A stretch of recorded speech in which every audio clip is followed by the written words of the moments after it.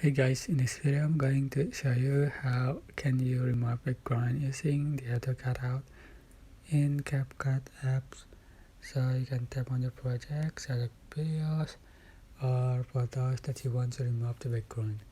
Alright, for example, I'm just going to open the project that I have.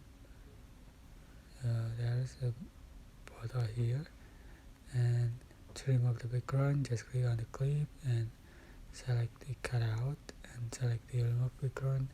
So this is the auto cutout, like you find on PC.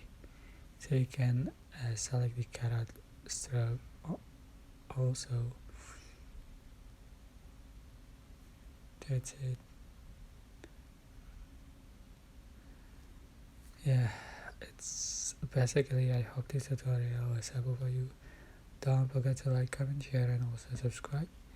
If you have any question, please leave in the comment section below. Thank you so much for watching.